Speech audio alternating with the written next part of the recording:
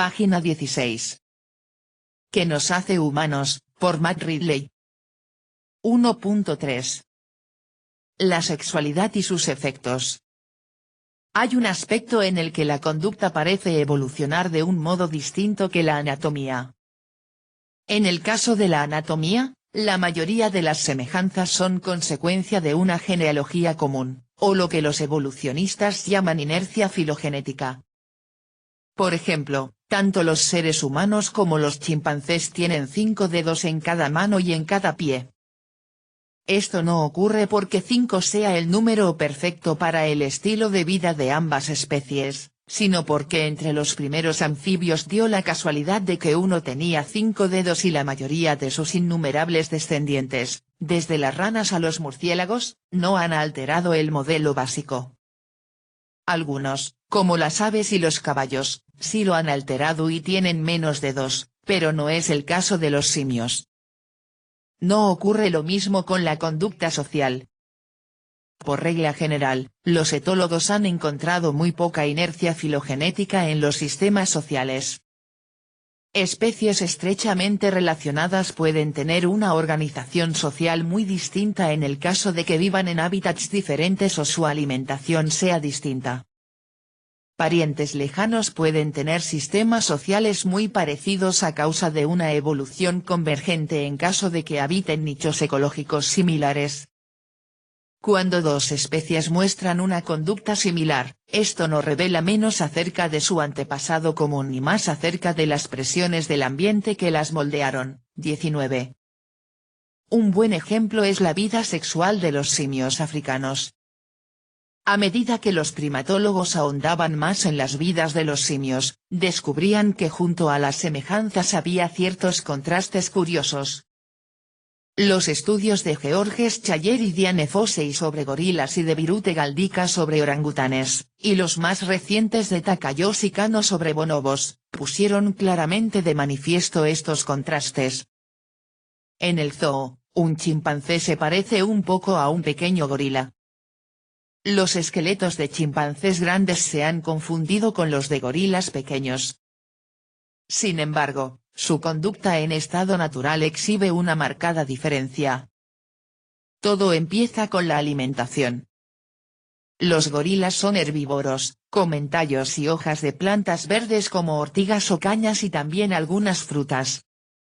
Los chimpancés son principalmente frugívoros. Buscan y seleccionan frutas de los árboles, pero cuando pueden añaden hormigas, termitas o carne de mono.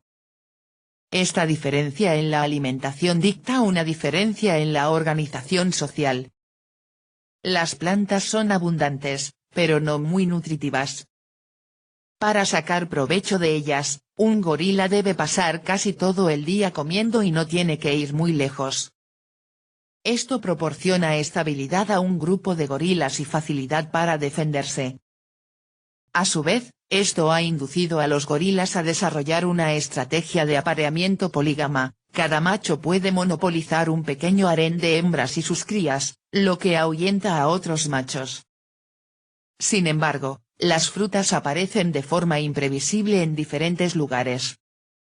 Los chimpancés necesitan grandes territorios para estar seguros de encontrar un árbol frutal.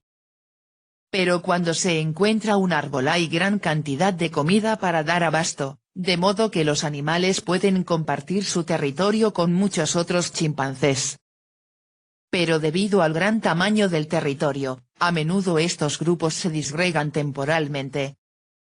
En consecuencia, la estrategia de poligamia no da buenos resultados para el chimpancé macho. La única forma de controlar el acceso a un grupo tan grande de hembras es compartir la tarea con otros machos. De ahí que los favores sexuales de un grupo de chimpancés se compartan entre una alianza de machos. Uno se convierte en el macho principal y se lleva la mayor ración de apareamientos, pero no monopoliza. Hasta la década de 1960 no se tuvo ninguna sospecha de que esta diferencia de conducta social derivara de una diferencia de alimentación. Y fue en la década de 1980 cuando se hizo patente una consecuencia extraordinaria. La diferencia ha dejado su marca en la anatomía de dos especies de simios. En el caso de los gorilas, las recompensas reproductivas de poseer un harén de hembras son tan grandes que los machos que corren grandes riesgos para conseguirlas han resultado en general progenitores más fecundos que los machos de carácter más prudente. Y un riesgo que merece la pena correr es crecer hasta alcanzar un tamaño enorme. Aun cuando se necesite mucha comida para hacer funcionar un cuerpo grande. En consecuencia, un gorila macho adulto pesa más o menos el doble que una hembra. Entre los chimpancés no se ejerce tanta presión sobre los machos para que sean grandes. Para empezar, ser demasiado grande hace que sea más difícil trepar a los árboles y también significa que hay que pasar más tiempo comiendo. Lo mejor es ser solamente un poco más grande que una hembra y usar la astucia, así como la fuerza, para ascender a lo más alto de la jerarquía. Además, no tiene objeto tratar de suprimir a todos los rivales sexuales ya que a veces serán necesarios como aliados para defender el territorio. Sin embargo, puesto que la mayoría de las hembras se aparean con una gran cantidad de machos en el seno del grupo, los chimpancés macho que procreaban más a menudo eran los que en el pasado eyaculaban con frecuencia y voluminosamente. La competencia entre los chimpancés macho continúa dentro de la vagina de la hembra bajo la forma de concurso de esperma. En consecuencia, los chimpancés macho tienen unos testículos gigantescos y un vigor sexual prodigioso. En proporción al peso corporal, los testículos del chimpancé son 16 veces mayores que los testículos de gorila. Y las relaciones sexuales de un chimpancé macho son aproximadamente 100 veces más frecuentes que las de un gorila macho. Hay una consecuencia más. El infanticidio es común entre los gorilas, como lo es entre muchos primates. Un macho célibe se infiltra en un harén, agarra a una cría y la mata. Esto tiene dos efectos sobre la madre del bebé, aparte de causarle una gran congoja, aunque pasajera. En primer lugar, al detener la lactancia la devuelve al estado de celo. En segundo lugar, la convence de que necesita un nuevo amo del harén con más capacidad para proteger a sus crías. ¿Y qué mejor elección que el agresor? De modo que abandona a su pareja y se une al asesino de su hijo.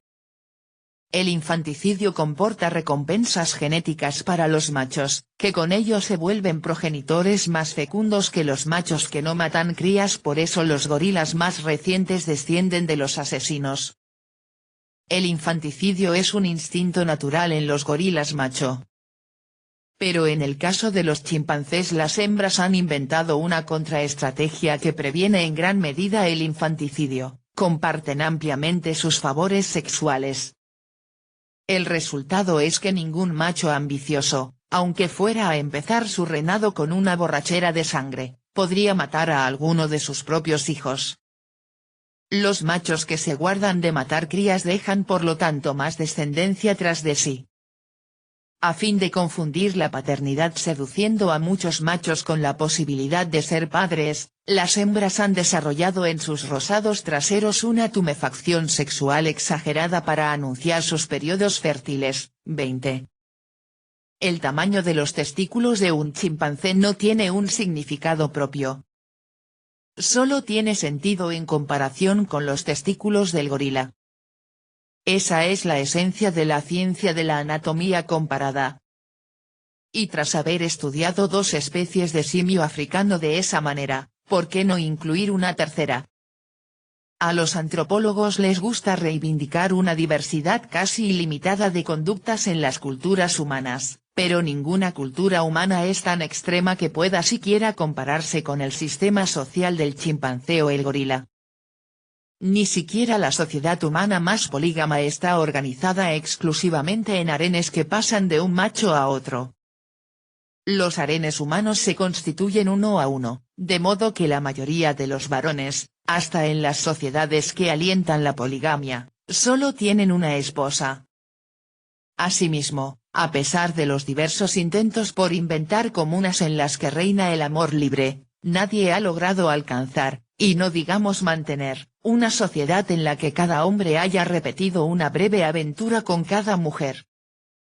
La verdad es que la especie humana tiene un sistema de emparejamiento tan peculiar como cualquier otra, que se caracteriza por largas uniones de pareja, normalmente monógamas, pero de vez en cuando polígamas, insertas en un gran grupo, o tribu, semejante al de los chimpancés.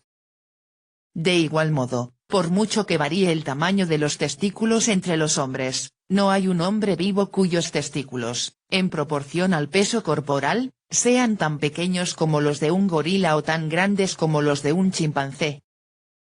En proporción al peso corporal, los testículos de los hombres son casi 5 veces más grandes que los del gorila y 3 veces más pequeños que los del chimpancé. Esto es compatible con una especie monógama que muestra un cierto grado de infidelidad femenina. La diferencia entre las especies es la sombra de la semejanza dentro de las especies. Una explicación curiosa del emparejamiento humano se centra una vez más en la alimentación. El especialista en primates Richard Wrangham lo atribuye a la cocción.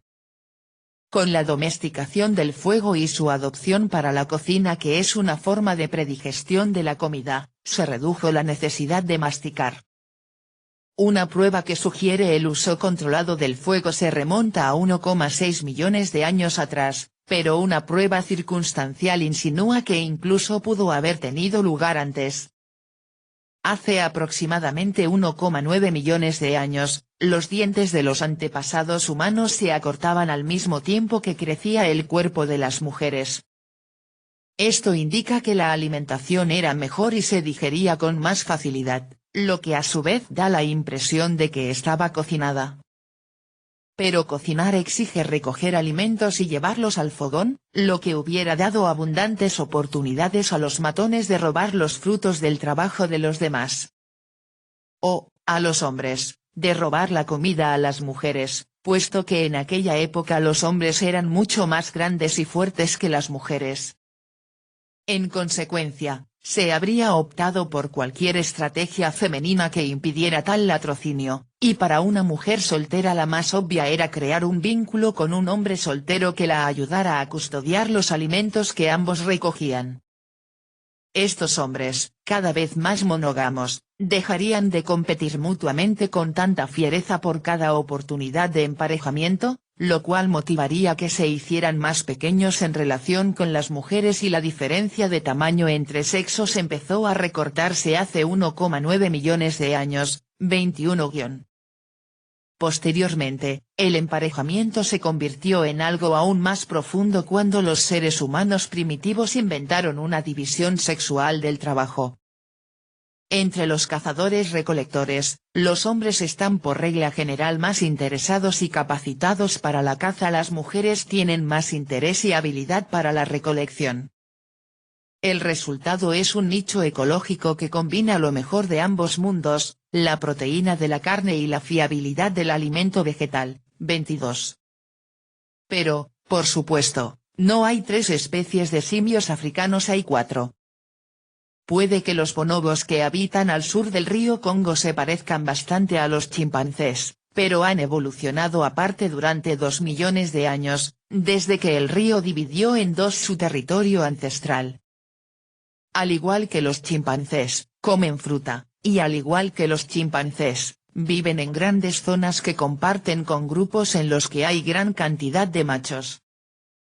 Resulta que sus vidas sexuales y el tamaño de sus testículos deberían ser como los de los chimpancés, pero, como si quisieran enseñarnos humildad científica, son asombrosamente distintos. En el caso de los bonobos, las hembras son capaces en general de dominar e intimidar a los machos. Lo hacen formando alianzas y ayudándose mutuamente. Un bonobo macho en apuros puede contar con la ayuda de su madre más que con la de sus amigos machos. Normalmente, una hembra de bonobo adulta, ayudada por sus mejores amigas, puede superar en categoría a cualquier macho. 23. Pero, ¿por qué? El secreto de la hermandad femenina entre los bonobos reside en el sexo. El vínculo entre dos hembras que son muy amigas se estrecha mediante frecuentes e intensas tandas de oca a oca, que los científicos traducen prosaicamente por fricción genitogenital. Bajo el dominio benévolo de las hermandades femeninas de cooperación y afecto, la sociedad de los bonobos parece más una fantasía feminista que algo real. Que esto no llegara a comprenderse hasta la década de 1980, cuando se puso en tela de juicio el sesgo machista de la ciencia, es una coincidencia misteriosa. La mente se sobrecoge al pensar en cómo habrían descrito oca a oca los victorianos. Como predijo la doctrina feminista, los bonobos macho han reaccionado al nuevo régimen dominado por las hembras desarrollando un carácter más amable y cordial. Hay mucho menos combate y griterío, y hasta ahora se desconocen los ataques asesinos por sorpresa a miembros de otros grupos. Puesto que las hembras de bonobo son aún más activas sexualmente que los chimpancés y tienen relaciones sexuales con una frecuencia casi 10 veces mayor, y 1000 veces más que los gorilas, la mejor estrategia del bonobo macho ambicioso para lograr una hermandad masculina es ahorrar su energía para el dormitorio, no para el cuadrilátero de boxeo. Me gustaría poder decirles que los testículos del bonobo son aún mayores que los testículos del chimpancé, pero aunque son sin duda muy grandes, nadie ha sido capaz todavía de verlos. 24. En su libro Sexual Selections, Selecciones sexuales, Marlene Zuk describe cómo el oportuno descubrimiento de la vida sexual de los bonobos ha hecho de ellos la celebridad animal más reciente, sustituyendo a los delfines, que habían empañado bastante su imagen afable entregándose a algo que se parece mucho al secuestro y la violación en pandilla. Inevitablemente, los terapeutas sexuales han empezado a pregonar las relaciones sexuales a la manera de los bonobos. La doctora Susan Bilk, del Instituto de la Dra. Susan Bolk para las Artes y Ciencias Eróticas de Beverly Hills, proclama que estos simios, los más lujuriosos de la Tierra, constituyen un modelo para todos nosotros si queremos vivir en paz. Liberad el bonobo que lleváis dentro, recomienda encarecidamente. No podéis librar bien una batalla mientras tenéis un orgasmo. Ofrece una parte de los beneficios de sus programas de televisión e internet sobre hedonismo ético a la conservación de los bonobos. 25. Estos son nuestros primos más cercanos. Los simios de Asia, orangutanes y gibones, tienen vidas sexuales totalmente distintas, al igual que muchas y diversas especies de monos que presentan una variedad desconcertante de estratagemas sociales y sexuales, cada una de ellas adecuada a su hábitat y alimentación. 40 años de trabajo de campo con primates han confirmado que somos una especie única, completamente distinta de cualquier otra. No existe un equivalente exacto al esquema humano. Pero en el reino animal no hay nada excepcional en ser único. Cada especie es única. Página 19.